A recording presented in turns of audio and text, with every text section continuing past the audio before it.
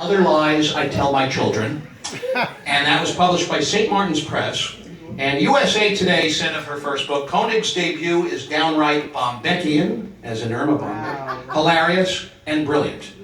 And St. Martin's Press did absolutely nothing to sell the book. So she wrote her second book, I Wear the Maternity Pants in This Family. And of her second book, Publishers Weekly said it is a witty collection of motherhood tales in the great tradition of Irma Bombeck. And Library Journal said Konig is an exceptional humorist on the order of Irma Bombeck and Jean Kerr. And St. Martin's Press published that one and did nothing to sell the book. So when she wrote her third book, Teenagers and Toddlers Are Trying to Kill Me, I said, honey, you could do nothing just as well as St. Martin's Press. So Susan started her own publishing line, Willow Street Press. This is the first book in her own publishing line. There will be many more by many other funny authors, and she got on the phone, and in a couple of days, she did what St. Martin's Press apparently does not know how to do, and she got the following. On May 31st, she will be at the Long Island Literary Festival, reading and signing with the Friars Club, Mary Doherty, and with the great comedy writer from Saturday Night Live, Alan Zweibel. So she's in good company. On May 10th, for Mother's Day, that's Sunday, Mother's Day, Susan will be signing copies of her book and reading from it at the Barnes & Noble on 82nd and Broadway. Big Mother's Day celebration. And here's the big one. On April 26th, Susan's book will be featured in the Mother's Day Buyer's Guide in Parade Magazine, which goes out to 22 million subscribers in their Sunday newspapers. Parade Magazine, and they will feature her book, excerpts of it, in their online edition. So with that, I have two things to say. First, St. Martin's Press, kiss my ass. And secondly, please welcome to the stage the author, my wife, the lovely and talented Susan Konig.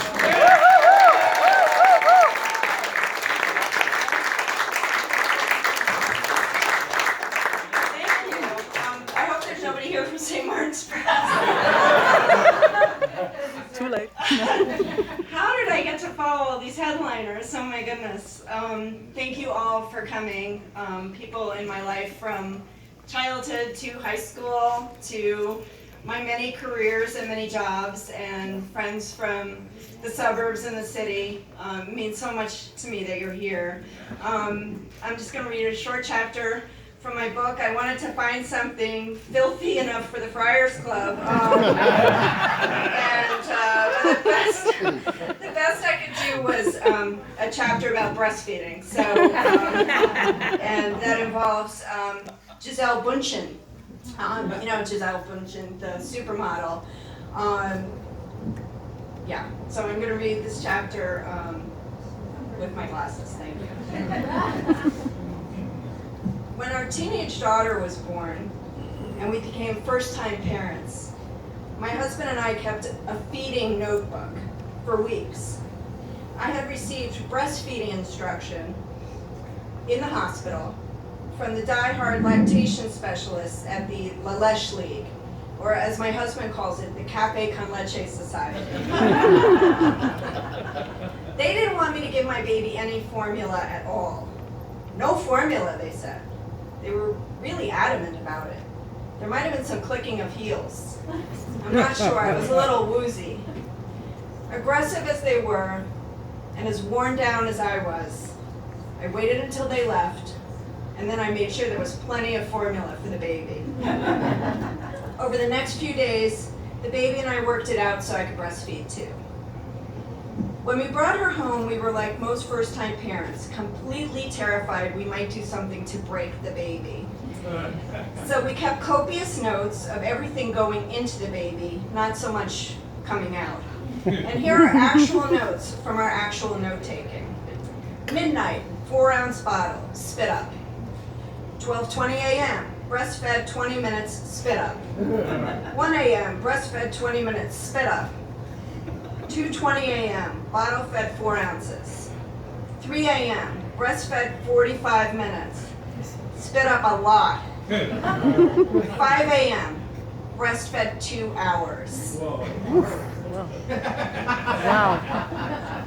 This schedule was punctuated by exhaustion and insanity, with me yelling helpful things at my husband like, "I'm just trying to feed my baby." We brought the week-old baby and the notebook into our first pediatrician appointment. "Breastfed 2 hours," he said. "What the heck are you doing?" "We have no idea." He put us on a schedule and things got better.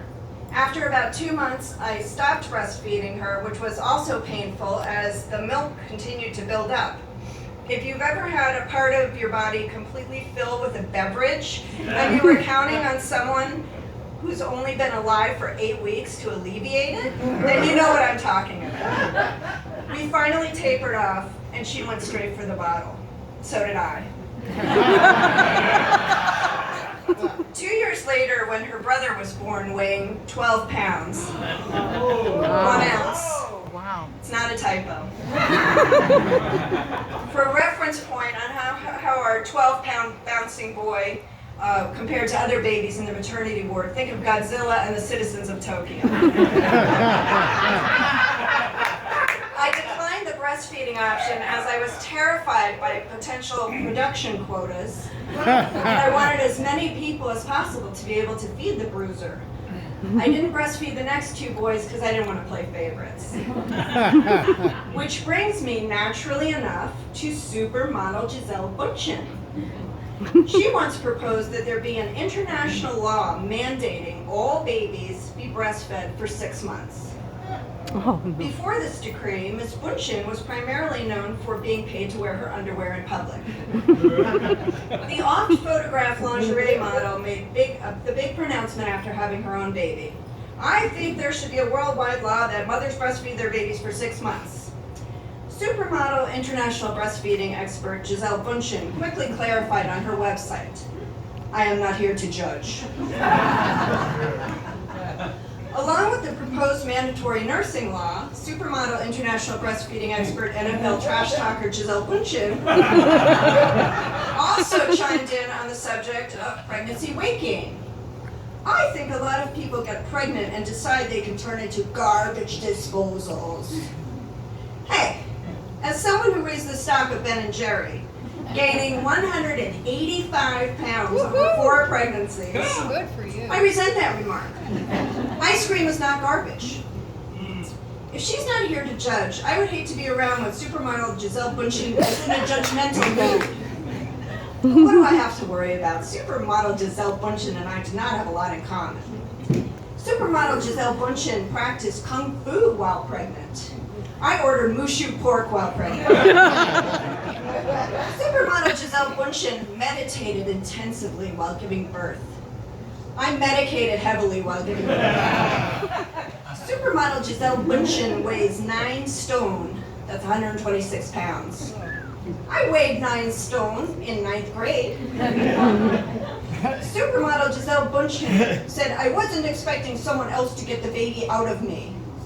I not only expected someone to get the baby out of me, I was counting on it. My first birth was an emergency C-section, followed by 3 scheduled procedures. Each time I yelled, "Get it out! Get it out!" I would have let supermodel Gisele Bündchen get it out. According to supermodel Gisele Bündchen, her 8 hours of labor didn't hurt in the slightest. My 14 hours of labor did hurt a lot, followed by surgery, which hurt a lot, segueing into recovery, which also hurt a lot. I'm not saying that supermodels don't have a lot to offer. I would take skin advice from Cindy Crawford.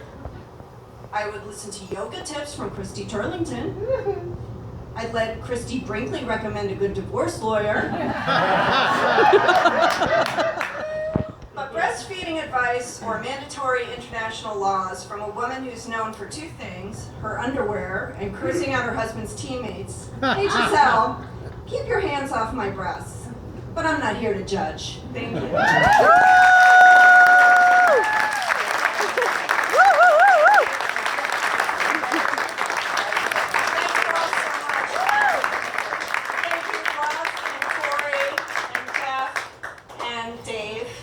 And Barry and the Friars Club and Michael Caputo and Michael Jury and the membership. It's really a thrill, and I'm gonna bring my husband back up here.